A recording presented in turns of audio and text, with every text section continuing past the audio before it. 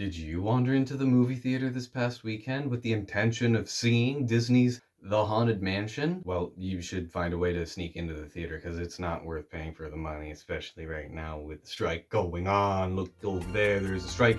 Look at those people. They've earned the right to speak up. They deserve more money. You should give them more money. Let's talk about the Disney Mansion place.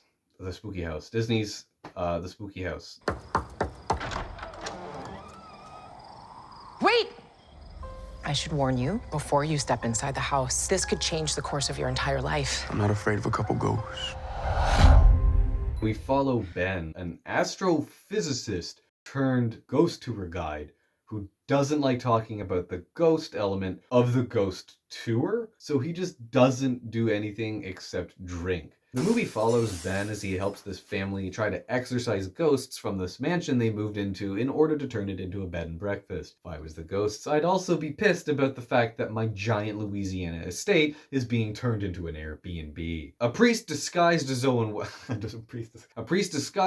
Wilson breaks into Ben's home and convinces him to come to the haunted mansion with him. But once there, Ben finds that he cannot leave the mansion without a ghost following him home, as per the bit on the ride. I thought they were going to do like a scientific explanation of why there are ghosts in this Louisiana estate, because why else would you hire an astrophysicist working in quantum mechanics? I thought the movie was going to suggest that maybe ghosts existed on a quantum level, and I was going to be like, I thought this was Ghost Man, not Ant-Man. My movie sucks. No one is really panicking a lot in this movie. A lot of the scenes in this movie are people sitting around just talking about how there are ghosts, maybe. And at no point do you really see a lot of those ghosts.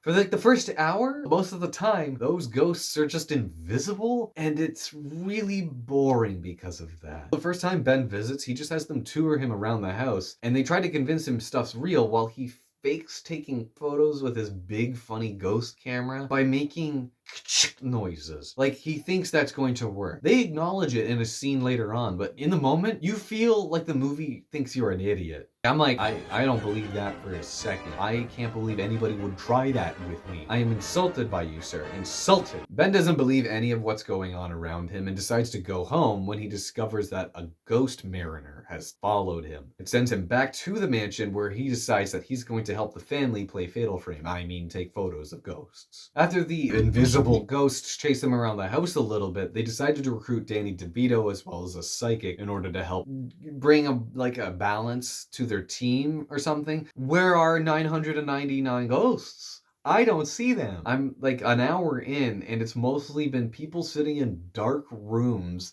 being depressed. It's not a fun movie for kids. You tell me what you're doing, Disney. I don't know what you're doing with that flounder. That thing was creepy. What the fuck are you doing with the crab?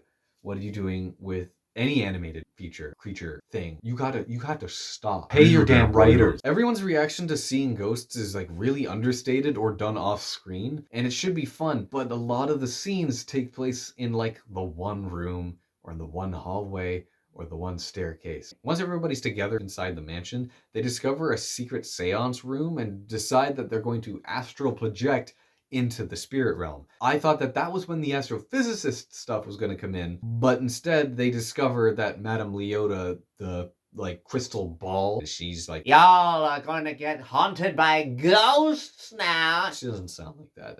That's the voice I have in my head after I watched this movie, I guess. The main villain in this movie is the Hatbox Ghost, and if you don't know who that is, you should look it up because he's all over the ride now. He used to not be even involved in the ride at Disney's Land and Disney's World, but now he's there and he's like the main thing. The Hatbox Ghost's goal involves killing his 1000th soul, who he targets Ben as, but he needs him to be willing. So the Hatbox Ghost spends most of the movie trying to trick him and mess with everybody until the full moon rises.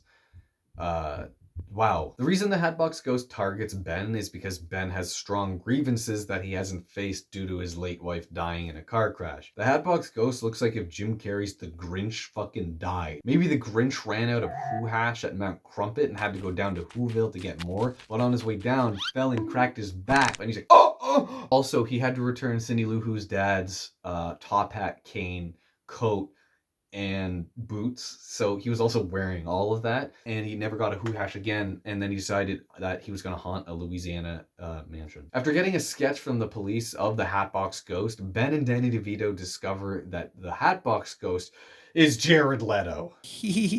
Apparently, in life, the Hatbox Ghost was a guy who worked in the dark arts and killed a bunch of people, which sounds akin to Jared Leto and his weird cult thing. Through deduction, they find out that if they can acquire the head and top hat of the Hatbox Ghost, they can probably banish him to the afterlife for good. So they travel to Jared Leto, the Hatbox Ghost's house in real life, in order to find it amongst a graveyard of all of his past victims. The priest has this arc where he finally reveals that he's just been Owen Wilson all along, and that he's pretending in order to make a living off of scamming people into thinking he was a priest who was Owen Wilson, when all along he was just Owen Wilson. I guess that reveal lets him kind of convince the ghosts in like a scene 15 minutes later to revolt against the Hatbox Ghost. So I guess that's why they did that. But like, he could have just been a priest. He didn't have to be an Owen Wilson priest. Danny DeVito becomes possessed by the HBG after receiving an HBJ from him, proceeds to chase our friends around the mansion. The Hatbox Ghost nearly convinces the kid or Ben to be his last soul so that he can rise again, but the ghosts overtake him, they do an incantation, and send the Hatbox Ghost back down his grinchy crumpet hole. Until Tron 3, I guess. With the Hatbox Ghost defeated, the ghosts return to the mansion. They decide it's okay to be a bed and breakfast Airbnb. Ben accepts that his wife has passed on, and Danny DeVito dies. Not really, it doesn't really happen. I just wanted to get you right there at the end. This movie was really boring. It was not a fun watch. It was a lot of people just sitting around doing very light improv and like drinking or like nothing. They ate bad eggs, I guess. It wasn't very fun seeing the ghosts because most of them were CG. It kind of doesn't even pass as a kid's film. Like if I was a kid, I'd be bored out of my mind watching this. I actually found myself wanting to go back and watch the Eddie Murphy Haunted Mansion from like 2003. I at least have some memories of that film.